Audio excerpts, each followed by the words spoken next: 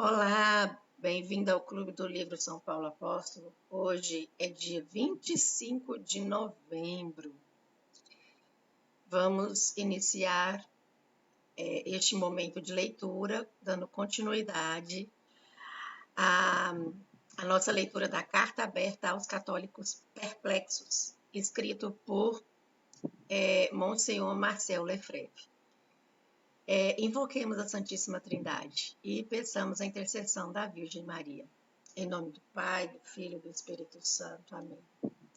Debaixo do vosso patrocínio, ó Mãe Diletíssima, e invocando o mistério da vossa Imaculada Conceição, quero prosseguir os meus estudos e trabalhos literários e protesto fazê-lo principalmente a fim de servir melhor para propagar a honra divina e o vosso culto.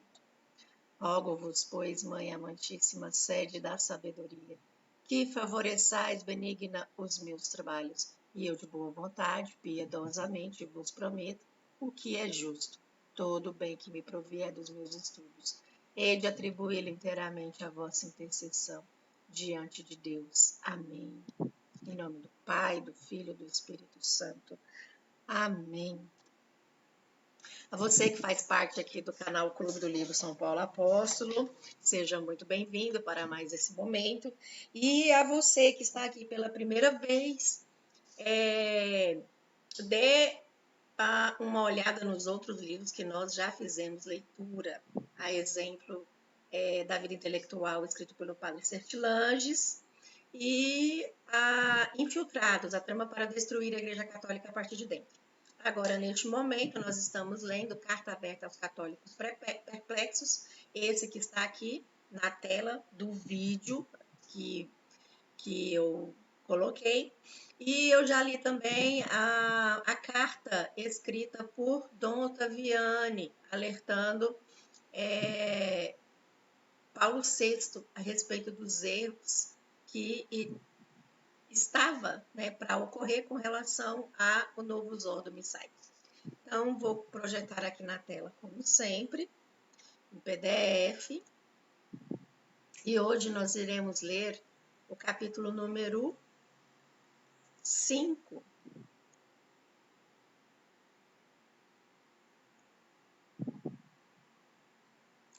Nós lemos já no último vídeo o capítulo 3 e 4. E hoje nós vamos ler o 5. Eu creio que eu lerei o 5 e o 6, bem rapidamente. Vamos lá.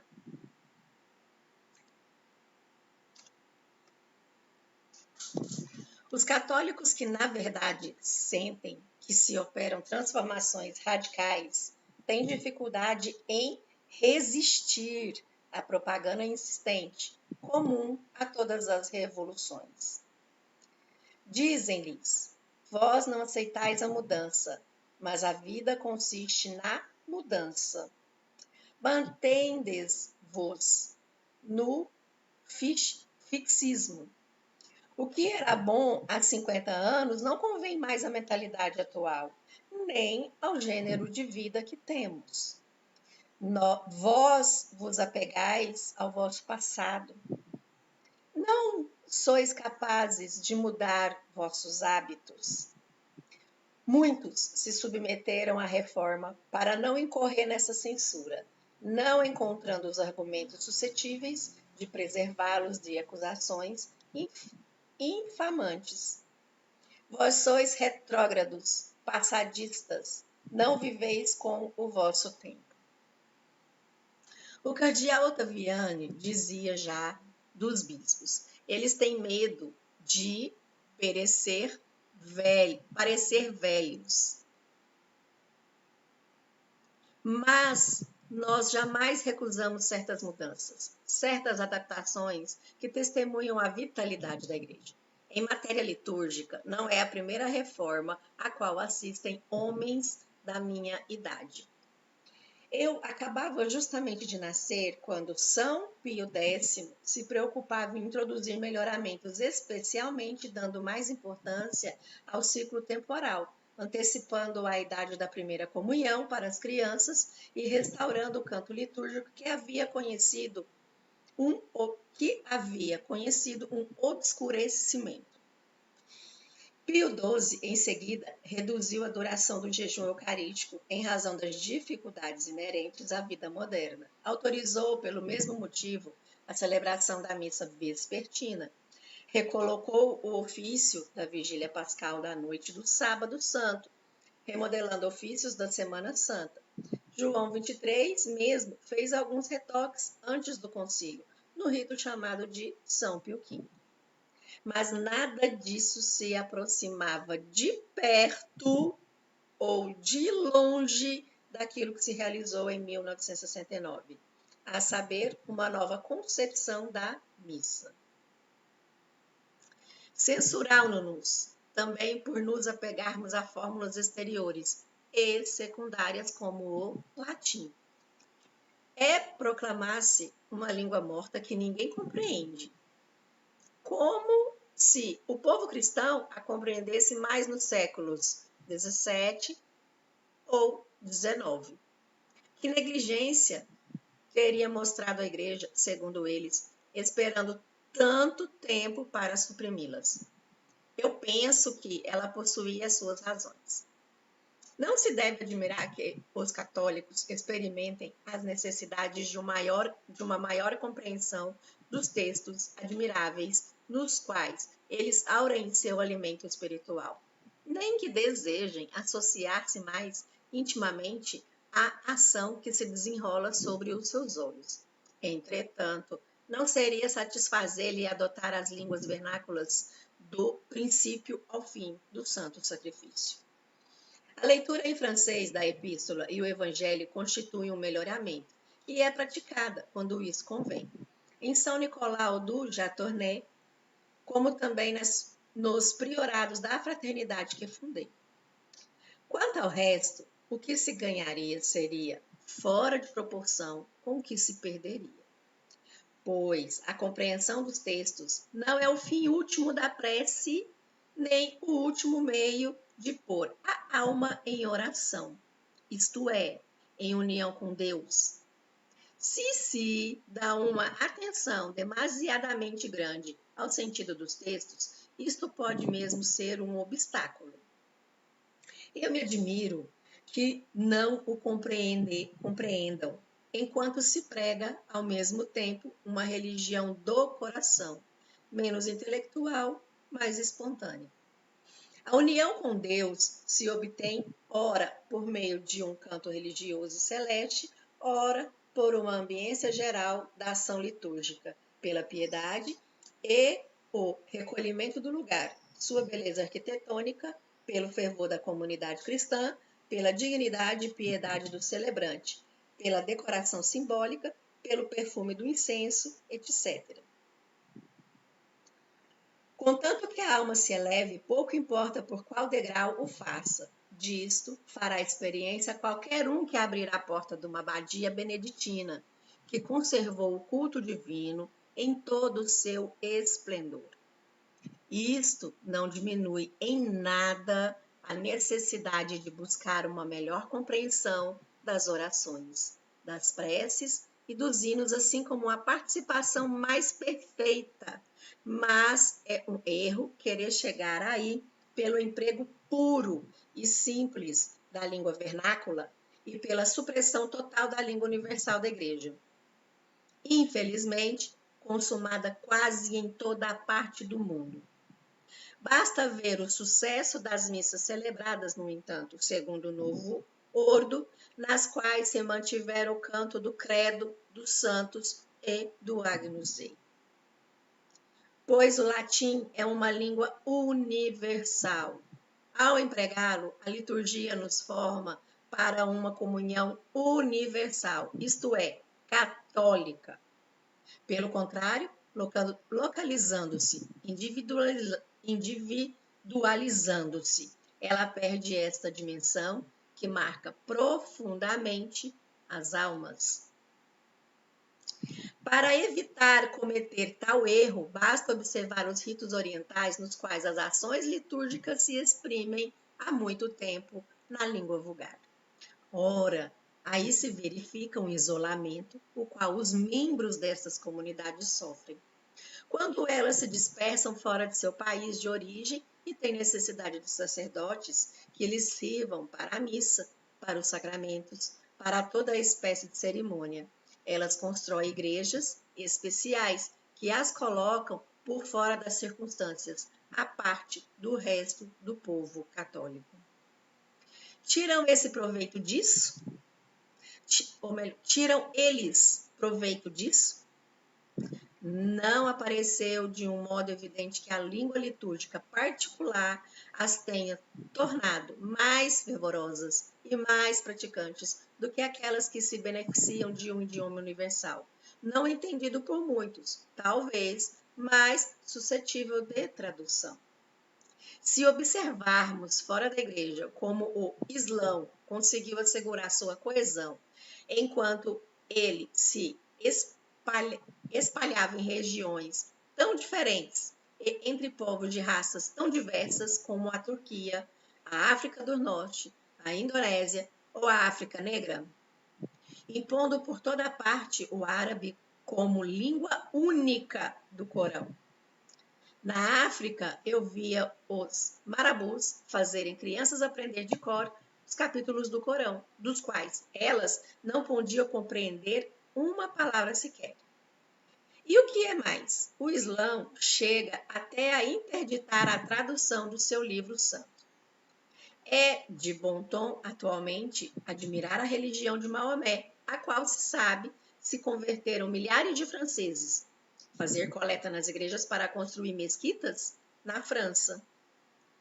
Houve bastante cautela, entretanto, de não se inspirar no único exemplo que podia ser retido, a persistência de uma língua única para a oração e para o culto. O fato de ser o latim, uma língua morta, prega a favor de sua manutenção. Ela é o melhor meio de proteger a expressão da fé contra as adaptações linguísticas que ocorrem naturalmente no decurso dos séculos. O estudo da semântica foi muito difundido há uma dezena de anos e mesmo introduzido nos programas de francês dos colégios. Um dos objetos da semântica não é a mudança de significação das palavras, as variações de sentido observadas na sucessão dos tempos, e frequentemente os períodos muito curtos. Tiremos, então, partido dessa ciência para compreender o perigo de confiar o depósito da fé. Há modos de dizer que não são estáveis. Credes que se teria podido conservar durante 2 milênios, sem corrupção alguma, a formulação das verdades eternas, intangíveis, com línguas evoluindo sem cessar, e diferentes, segundo os países e mesmo segundo as regiões? As línguas vivas são mutáveis e instáveis. Se confia a liturgia ao idioma no momento, será preciso adaptá-lo continuamente, tendo em conta a semântica. Nada de estranho que se devam constituir sem cessar novas comissões e que os sacerdotes não tenham mais tempo de dizer a missa.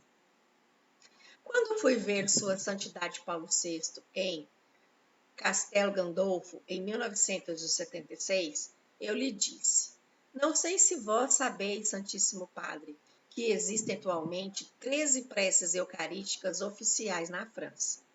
O Papa então elevou os braços para o céu e me respondeu: mas bem mais, senhor bispo, bem mais. Fui então levado a me propor uma questão: existiriam tantas se os liturgistas fossem obrigados a compô-las em latim? Além dessas fórmulas postas em circulação após terem sido impressas cá e lá, seria necessário falar também dos cânones improvisados pelo sacerdote no momento da celebração e de todos os incidentes que ele introduz desde a preparação penitencial até a despedida da Assembleia. Credes que isto sucederia se ele devesse oficiar em latim? Uma outra forma exterior contra a qual se levantou toda a opinião. é o uso da batina, não tanto nas igrejas ou para as visitas ao Vaticano, como também na vida de cada dia. A questão não é essencial, mas tem grande importância.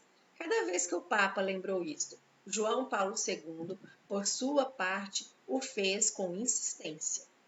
Elevaram-se protestos indignados nas fileiras do clero. Eu lia num diário parisiense as declarações feitas a este propósito por um padre da vanguarda. É folclore. Na França, o uso de uma vestimenta reconhecível não tem sentido, pois não há nenhuma necessidade de se reconhecer um padre na rua. Ao contrário, a batina ou o clésima provoca aversão. O padre é um homem como todos os outros. Certamente, ele preside a Eucaristia. Este presidente exprimia ali ideias contrárias ao Evangelho e às realidades sociais mais verificadas. Em todas as religiões, os chefes religiosos usam distintivos. A antropologia da qual se faz muito caso aí está para testá-los. Entre os muçulmanos se vê utilizar vestimentas diferentes, colares e anéis. Os budistas se vestem com uma túnica tingida de açafrão e raspam a cabeça de um certo modo. Podem-se notar nas ruas de Paris e de outras grandes cidades jovens ligados a essa doutrina e cujo modo de trajar não suscita nenhuma crítica. A batina assegura especificação do clero, do religioso ou da religiosa, como uniforme a do militar ou a do mantenedor da paz. Com uma diferença, porém. Estes, retomando o comportamento civil, se tornam cidadãos como os outros, enquanto que o sacerdote deve conservar sua veste distintiva em todas as circunstâncias da vida social. Com efeito, o caráter sagrado que ele recebeu da ordenação, fá-lo viver no mundo sem ser do mundo. Lemos isto em São João. Vós não sois do mundo, minha escolha vos tirou do mundo.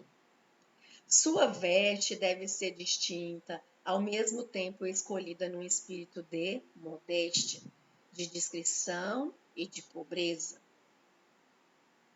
Uma segunda razão é o dever do padre de dar testemunho de nosso Senhor. Vós sereis minhas testemunhas. Não se coloca o castiçal debaixo do alqueire.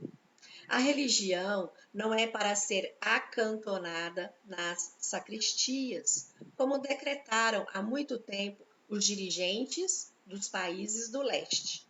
Cristo mandou-nos exteriorizar a nossa fé, torná-la visível por um testemunho que deve ser visto e compreendido por todos. O testemunho da palavra, certamente mais essencial para o sacerdote que o do traje, é todavia grandemente facilitado pela manifestação muito clara do sacerdócio, que é o uso da batina. A separação entre a Igreja e o Estado aceita, estimada por vezes como o melhor estatuto, fez o ateísmo penetrar pouco a pouco em todos os domínios das atividades e nos permite bem verificar que bom número de católicos e mesmo de sacerdotes não tem mais uma ideia exata do lugar da religião católica na sociedade civil. O laicismo invadiu tudo. O sacerdote que vive numa sociedade deste gênero tem a impressão crescente de que ser estranho a ela e depois de ser incômodo, de ser a testemunha de um passado votado ao desaparecimento. Sua presença é tolerada e nada mais. Ao menos é assim que ele considera. Daí o seu desejo de se alinhar pelo mundo laicizado, de se confundir com a massa. Falta esse tipo de padre ter viajado a países menos descristianizados que o nosso. Falta-lhe, sobretudo, uma fé profunda no seu sacerdócio. É também avaliar mal o senso religioso que ainda existe. Supõe-se, de um modo inteiramente gratuito, que aqueles perto dos quais nos encontramos, nas relações de negócios ou no trato casual, são religiosos. Os jovens sacerdotes que saem de Econe e de todos aqueles que não sacrificaram a corrente do anonimato o verificam todos os dias. A versão é inteiramente contrária. As pessoas os abordam nas ruas, nas plataformas das estações, para falar-lhes. Frequentes vezes é simplesmente para expressar-lhes sua alegria em ver sacerdotes. Na igreja nova se preconiza o diálogo. Como iniciá-los se nós começamos por dissimular-nos aos olhos dos possíveis interlocutores? Nas ditaduras comunistas, o primeiro cuidado dos donos da situação foi interditar o uso da batina. Isso faz parte dos meios destinados a sufocar a religião. Deve-se acreditar que o inverso é também verdadeiro. O padre que se apresenta como tal por sua aparência exterior é uma pregação viva.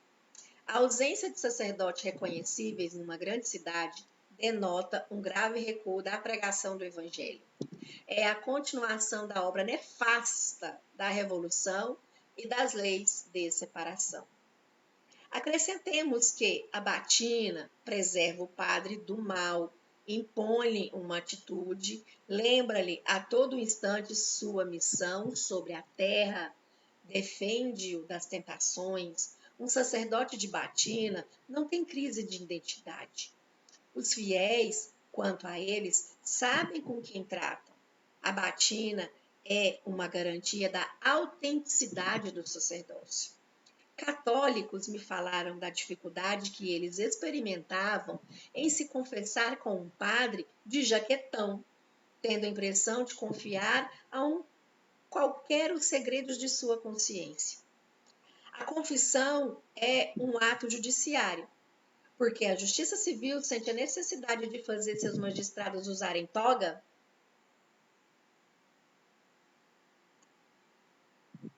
Item 6. O católico, seja ele um praticante regular ou um que reencontra o caminho da igreja nos grandes momentos da vida, é levado a fazer-se as perguntas no fundo tais como esta: o que é o batismo? É um fenômeno novo. Não há muito tempo, qualquer um sabia responder, ademais, ninguém lhe perguntava. O primeiro efeito do batismo é a remissão do pecado original. Isto se sabia, transmitido de pai para filho e de mãe para filha. Mas eis que não se fala mais disto em parte alguma. A cerimônia simplificada que se realiza na igreja evoca o pecado num contexto tal que parece tratar-se daquele ou daqueles que cometeram o batizado na sua vida e não da falta original com que nós todos nascemos carregados. O batismo aparece, por consequência, simplesmente como um sacramento que nos une a Deus ou, antes, nos faz aderir à comunidade. Assim se explica o rito de recepção que se impõe em certos lugares com uma primeira etapa, numa primeira cerimônia. Isto não é devido às iniciativas particulares, uma vez que nós encontramos amplos desenvolvimentos sobre o batismo por etapas nas fichas do Centro Nacional da Pastoral Litúrgica. Chama-se também batismo diferido. Após a recepção, o encaminhamento, a busca, o sacramento será ou não administrado quando a criança puder, segundo os termos utilizados, determina-se livremente, o que pode ocorrer numa idade bastante avançada, 18 anos ou mais. O professor de dogmática, muito apreciado na nova igreja, estabeleceu uma distinção entre os cristãos cuja fé e cultura religiosa ele se julga capaz de autentificar e os outros, mais de 3/4 do total, às quais não atribui senão uma fé suposta quando eles pedem o batismo para seus filhos. Esses cristãos da religião popular são descobertos no decorrer das reuniões de preparação e dissuadidos de ir além da cerimônia de acolhimento. Essa maneira de agir seria mais adaptada à situação cultural de nossa civilização. Recentemente, devendo um pároco de Some inscrever 2 crianças para a comunhão solene, exigiu as certidões de batismo, que lhes foram enviadas pela paróquia de origem da família. Ele verificou então que uma das crianças tinha sido batizada, mas a outra não, contrariamente ao que acreditavam os seus pais. Ela havia simplesmente sido inscrita no registro de recepção. É uma das situações que resultam dessas práticas. O que se dá é efetivamente um simulacro de batismo, que os fiéis tomam de boa fé pelo verdadeiro sacramento. Que tudo isso vos desconcerte é bem compreensível. Tendes também que fazer frente a uma argumentação especiosa, que figura mesmo nos boletins paroquiais, geralmente sob a forma de sugestões, de testemunhos subscritos por nomes próprios, ou seja, anônimos. Lemos num deles que Álamo e Evelina declaram: o batismo não é um rito mágico que apagaria por milagre qualquer pecado original. Nós cremos que a salvação é total, gratuita e para todos. Deus escolheu todos os homens do seu amor, não importa com que condição, ou antes sem condição. Para nós, fazer-se batizar é decidir mudar de vida. É um compromisso pessoal que ninguém pode assumir em vosso lugar. É uma decisão consciente que supõe uma instrução prévia, etc. Quantos erros monstruosos em poucas linhas! Elas tendem a justificar um outro método, a supressão do batismo das criancinhas. É ainda mais um alinhamento com os protestantes, com o desprezo do ensinamento da igreja desde as origens, como escrevia Santo Agostinho no fim do século IV. O costume de batizar as crianças não é uma inovação recente, mas o eco fiel da tradição apostólica. Esse costume por si só, e fora de todo documento escrito, constitui a regra certa da verdade. O Concílio de Cartago, no ano de 251, prescrevia que o batismo fosse conferido às crianças, mesmo antes de seu 8º dia. E a Sagrada Congregação para a Doutrina da Fé relembrava essa obrigação a 21 de novembro de 1980, baseando-a numa norma de tradição imemorial.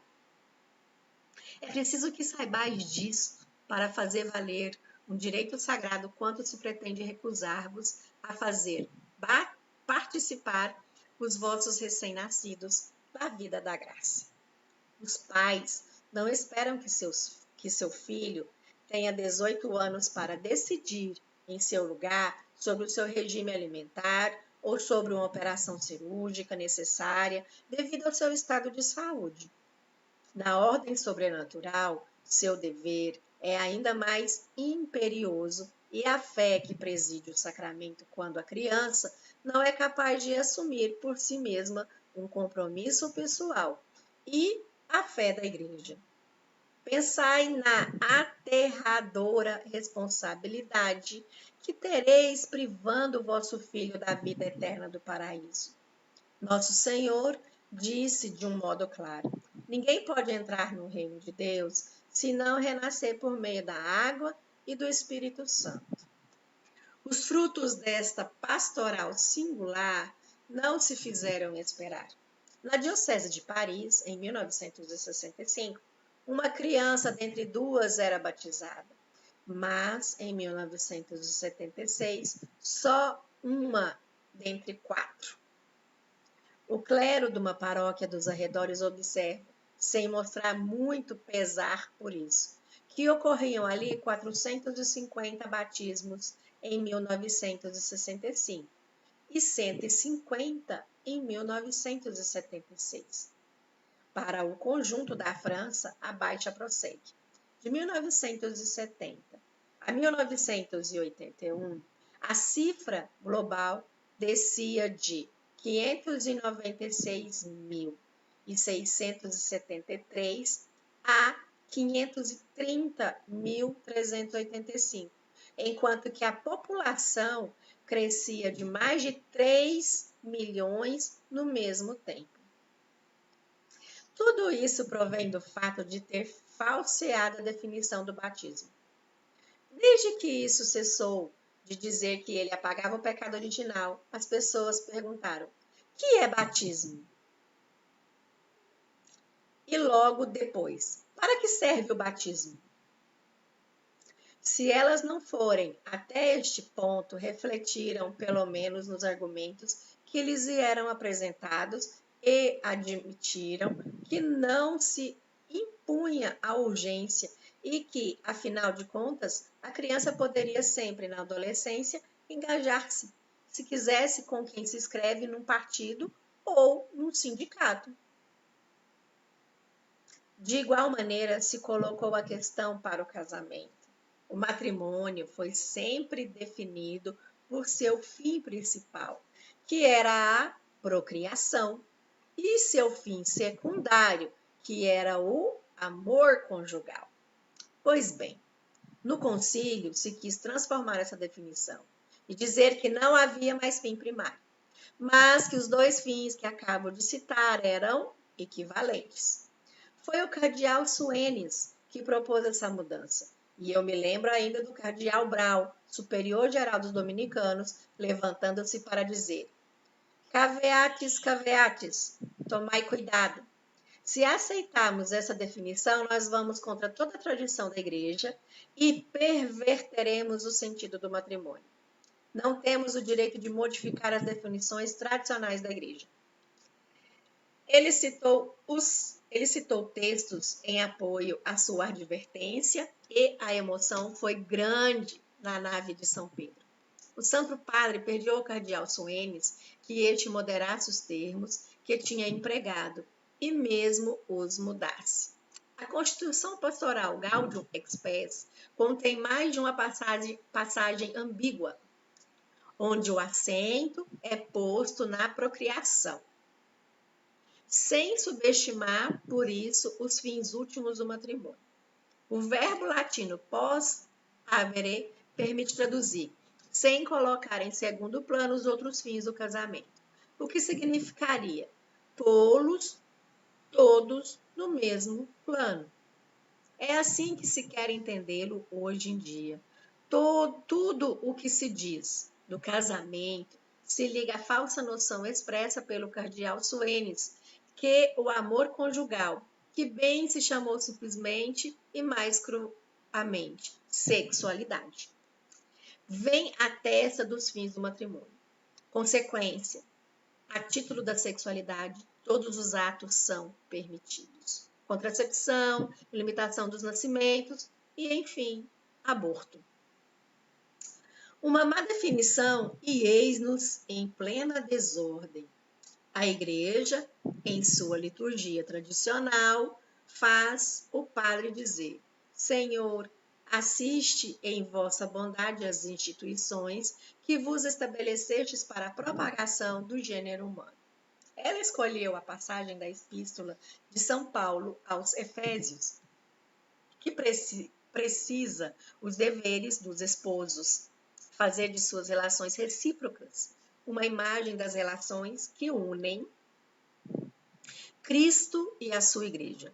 Muito frequentemente, os próprios esposos são convidados a compor a sua missa, sem mesmo serem obrigados a escolher a epístola nos livros santos, substituindo-a por um texto profano, tomando uma passagem do Evangelho sem relação com o sacramento recebido.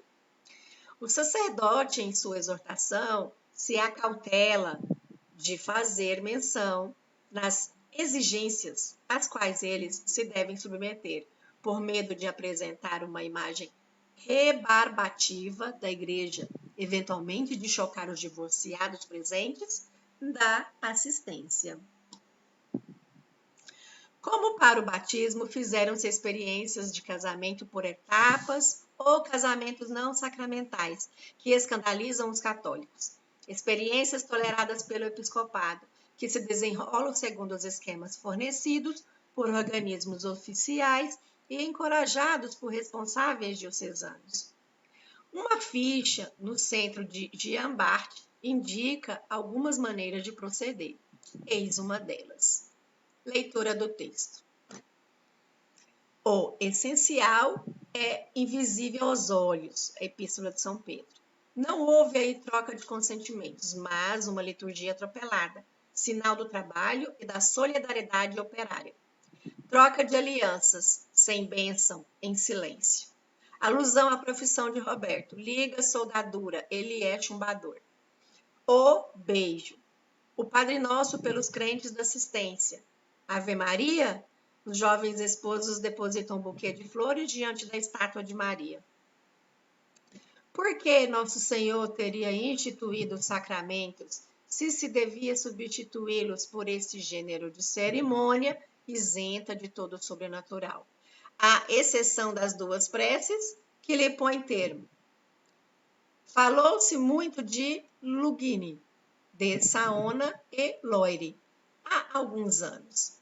Para motivar essa liturgia de recepção, tinha-se dito que se teria dar aos jovens pares o desejo de voltarem para casar, na verdade, em seguida. 2 anos mais tarde, dentre 200 falsos matrimônios, nenhum par tinha voltado para regularizar sua situação. Se eles o tivessem feito, o pároco dessa igreja teria oficializado e acobertado com sua caução, senão com sua bênção, no decorrer de 2 anos, que simplesmente não passava de um concubinato. Uma pesquisa de origem eclesiástica revelou que, em Paris, 23% das paróquias tinham já efetuado celebrações sacramentais para casais dos quais um dos membros, se não mesmo os dois, não era crente, com a exceção de comprazer as famílias ou os próprios noivos, frequentemente por preocupação com conveniências sociais. É escusado dizer que um católico não tem o direito de assistir a tais encenações. Quanto aos pretensos casados, eles poderão sempre dizer que estiveram na igreja e acabarão, sem dúvida, por acreditar na regularidade de sua situação. A força de ver seus amigos seguir o mesmo caminho. Os fiéis desorientados se perguntam se não é melhor isto do que nada. O indiferentismo se instala. Está-se disposto a aceitar qualquer outra fórmula, ou simples casamento na municipalidade ou ainda a coabitação juvenil, a propósito da qual tantos pais dão prova de compreensão para chegar à união livre. A descristianização total está em via de concretizar-se. Aos casais faltarão as graças que decorrem do sacramento do matrimônio para educar seus filhos. Se ao menos eles consentem em tê-los, as rupturas dessas uniões são santificadas, se multiplicam, a ponto de inquietar o Conselho Econômico e Social, do qual uma relação recente mostra que, mesmo a sociedade laica tem consciência de correr para a sua ruína, em consequência da instabilidade das famílias ou das pseudo-famílias. A extrema-unção não é mais verdadeiramente o sacramento dos enfermos, o sacramento dos doentes. É agora o sacramento dos velhos. Alguns padres os administram às pessoas em idade avançada, que não apresentam nenhum sinal particular de morte próxima. Ele não é mais o sacramento que prepara para o último instante, que apaga os pecados antes da morte e que prepara a união definitiva com Deus. Tenho debaixo 2 olhos uma nota distribuída numa igreja de Paris a todos os fiéis para avisá-los da data da próxima extrema-unção. O sacramento dos enfermos é conferido às pessoas ainda bem conservadas, em meio a toda a comunidade cristã, durante a celebração eucarística. Data: no domingo, na missa das 11 horas, essas extrema-unções são inválidas. O mesmo espírito coletivista provocou a voga das celebrações penitenciais. O sacramento da penitência não pode ser senão individual. Por definição, e conforme a sua essência, ele é, como lembrei mais acima, um ato judiciário, um julgamento. Não se pode julgar sem estar a par de uma causa. É preciso ouvir a causa de cada um para julgá-la e depois perdoar ou reter os pecados. São João Paulo II insistiu várias vezes nesse ponto, dizendo notadamente no dia 1º de abril de 1983 a bispos franceses que a confissão pessoal das faltas seguida da absolvição individual é, antes de tudo, uma exigência de ordem dogmática. Por conseguinte, é impossível justificar as cerimônias de reconciliação, explicando que a disciplina eclesiástica se abrandou, que se adaptou às exigências do mundo moderno. Não se trata de um caso de disciplina. Havia precedentemente uma exceção. A absolvição geral dada em caso de naufrágio, de guerra, a absolvição, aliás, cujo valor é discutido pelos autores. Não é permitido fazer da exceção uma regra. Se se consultam os atos da Sé Apostólica, salientam-se as expressões seguintes, tanto nos lábios de Paulo VI, como nos de João Paulo II, em diversas ocasiões. O caráter excepcional da absolvição coletiva, em caso de grave necessidade, caráter inteiramente excepcional, circunstâncias excepcionais. As celebrações desse gênero não deixaram, contudo, de se tornar um hábito, sem, entretanto, serem frequentes, numa mesma paróquia, a falta de fiéis dispostos a pôr-se em ordem com Deus mais de 2 ou 3 vezes no ano. Não se experimenta mais a necessidade disso que era de prever, visto que a noção de pecado se extinguiu nos espíritos. Quantos sacerdotes lembram a necessidade dos sacramentos da penitência? Um fiel me disse que, confessando-se conforme os seus deslocamentos numa e noutra das igrejas parisienses, onde ele sabe poder encontrar um sacerdote de acolhimento, recebe frequentemente as felicitações ou os agradecimentos deste, todo surpreso de ter um penitente. Essas celebrações, submetidas à criatividade dos animadores, compreendem cantos, ou então se coloca um disco. Depois, se dá um lugar à liturgia da palavra antes de uma prece litânica, a qual a Assembleia responde: Senhor, tem piedade do pecador que sou. Ou uma espécie de exame de consciência geral. O eu, pecador, me confesso a Deus, procede à absolvição dada uma vez por todas e a todos os assistentes. O que não deixa de pôr um problema. Uma pessoa presente que não a desejasse vai receber a absolvição contra a sua vontade? Vejo numa folha roneotipada distribuída aos participantes de uma dessas cerimônias em Lourdes, que o responsável se coloca a questão. Se desejamos receber a absolvição, venhamos mergulhar nossas mãos na água da fonte e tracemos sobre nós o sinal da cruz. E no fim, sobre aqueles que se benzeram com o sinal da cruz, com a água da fonte, o sacerdote impõe as mãos. Unamo-nos à sua prece e recebamos o perdão de Deus. Um jornal católico inglês, The Universe, fazia-se, há alguns anos, o defensor de uma operação lançada por 2 bispos e que consistia em reaproximar da igreja os fiéis que tinha há muito tempo abandonado a prática religiosa. O apelo lançado pelos bispos assemelhava-se aos comunicados publicados pelas famílias de adolescentes fugitivos. O pequeno X pode retornar à sua casa. Não lhe será feita nenhuma censura. Dizia-se então a estes futuros filhos pródigos: vossos bispos vos convidam durante esta quaresma a rejubilar-vos e a celebrar. A igreja oferece a todos os seus filhos a imitação de Cristo, o perdão de seus pecados, com toda liberdade e facilidade, sem que eles o mereçam e sem que o peçam. Ela os pressiona a aceitá-lo e lhes suplica que voltem para casa. Há muitos que desejam retornar à igreja após anos de afastamento, mas eles não se podem resolver a ir confessar-se. Em todo caso, não logo. Eles podiam, então, aceitar o oferecimento seguinte: na missa da estação, a qual o bispo assistirá no vosso decanato. Aqui se menciona o dia e a hora.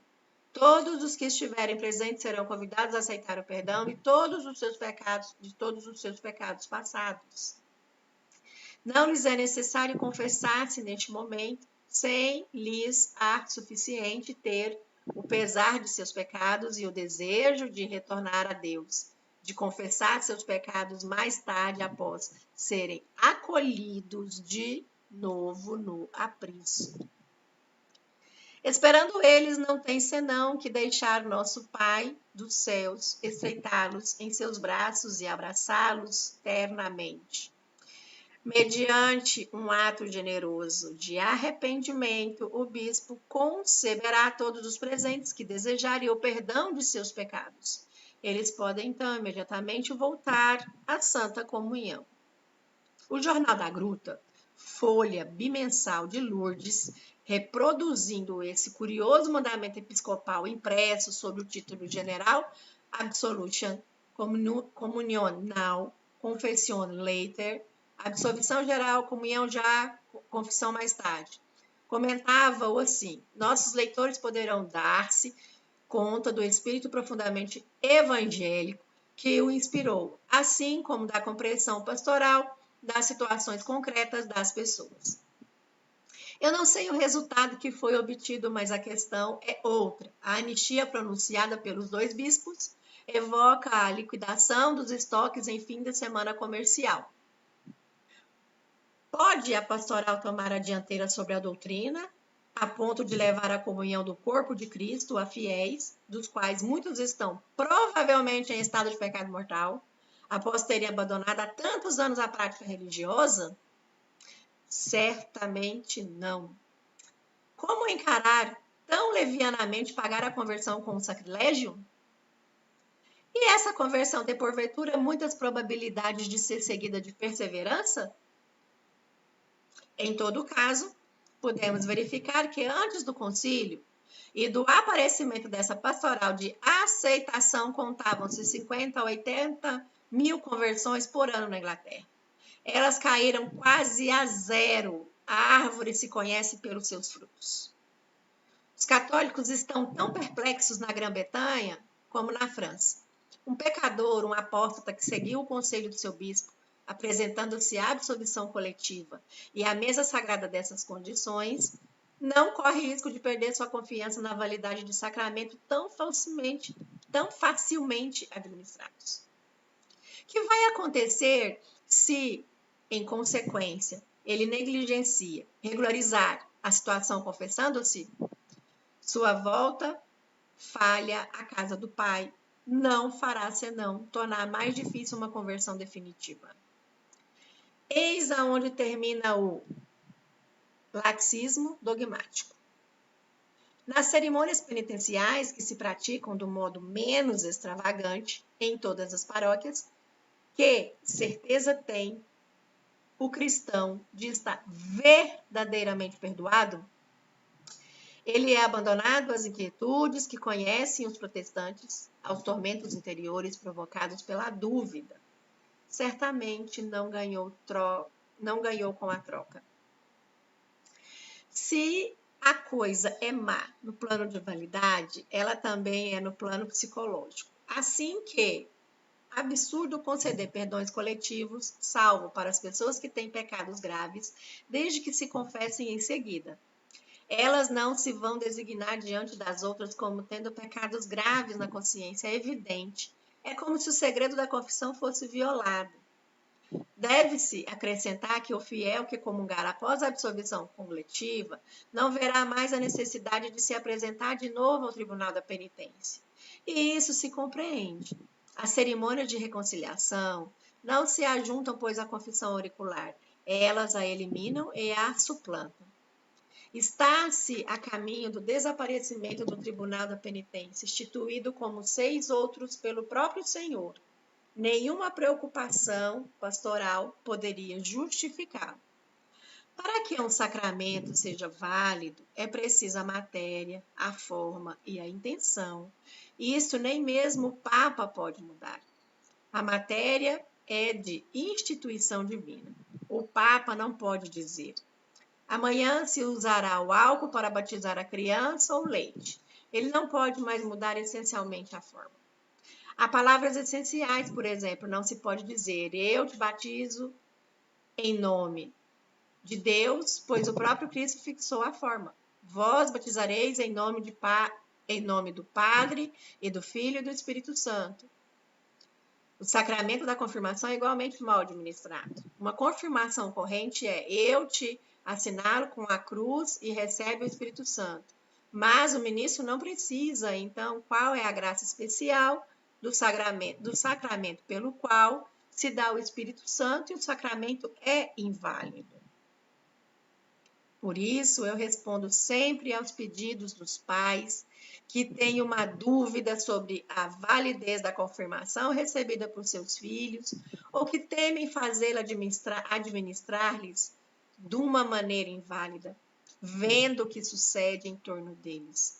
Os cardeais diante dos quais eu me devia explicar em 1975 me censuraram por isso. Continua-se desde então a publicar comunicados reprovadores a cada uma das minhas viagens. Eu expliquei por que procedia assim. Eu concordo com o desejo dos fiéis que me pedem a confirmação válida, mesmo se ela não é lícita, porque nós estamos num tempo no qual o direito divino natural e sobrenatural prevalece sobre o direito positivo eclesiástico, quando este se opõe ao primeiro em lugar de ser o canal. Estamos numa crise extraordinária e não se deve admirar de que eu adote por vezes uma atitude que se afasta da ordinária. A terceira condição de validade do sacramento é a intenção. O bispo ou sacerdote deve ter a intenção de fazer o que quer a igreja. O próprio Papa também não pode mudá-lo. A fé do sacerdote não é um elemento necessário. Um sacerdote ou um bispo pode já não ter fé. Outro pode ter menos fé e outro uma fé tão totalmente íntegra. Isso não tem uma influência direta na validade dos sacramentos, mas pode ter a influência indireta. Lembremos o Papa Leão XIII, que proclamava que todas as ordenações anglicanas não eram válidas por falta de intenção. Isto porque tinham perdido a fé, que não é somente a fé em Deus, mas a fé em todas as verdades contidas no credo, inclusive credo in una sancta católica et apostólica ecclesia. Quer dizer, creio na igreja que é una. Por isso, os anglicanos não podem fazer o que quer a igreja. Não ocorrerá o mesmo com os padres que perdem a fé? Já vemos como alguns não celebram o sacramento da Eucaristia conforme a definição do Concílio de Trento. Não dizem esses sacerdotes: há muito tempo que se realizou o Concílio de Trento. De lá para cá já tivemos o Vaticano II. Hoje é a transsignificação, a transfinalização. Transubstanciação? Não, isso não existe mais. A presença real do Filho de Deus sobre as espécies de pão e do vinho? Ora, não mais no nosso tempo. Quando um sacerdote diz isto, a consagração é inválida. Não há missa nem comunhão, pois os cristãos são obrigados a crer, até o fim dos tempos, o que definiu o Concílio de Trento sobre a Eucaristia. Podem se tornar mais explícitos os termos de um dogma, porém não se podem mudar. Isto é impossível. O Concílio do Vaticano II não acrescentou nem tirou nada. Aliás, não poderia ter feito. Porém, aquele que declara não aceitar a transubstanciação está, segundo os termos do próprio Concílio de Trento, anatematizado e, portanto, separado da Igreja. E por essa razão que os católicos deste fim do século XX têm a obrigação de serem mais vigilantes que seus pais.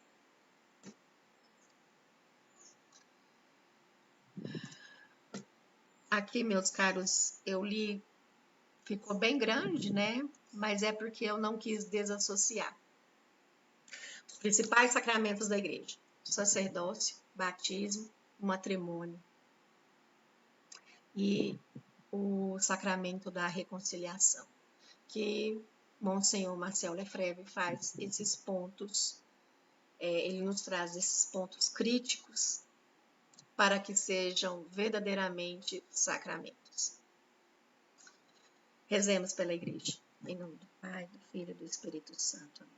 A vossa proteção recorremos, Santa Mãe de Deus, não desprezeis as nossas súplicas nem nossas necessidades, mas livrai-nos de todos os perigos, ó Virgem gloriosa e bendita. Amém. Em nome do Pai, do Filho e do Espírito Santo. Amém.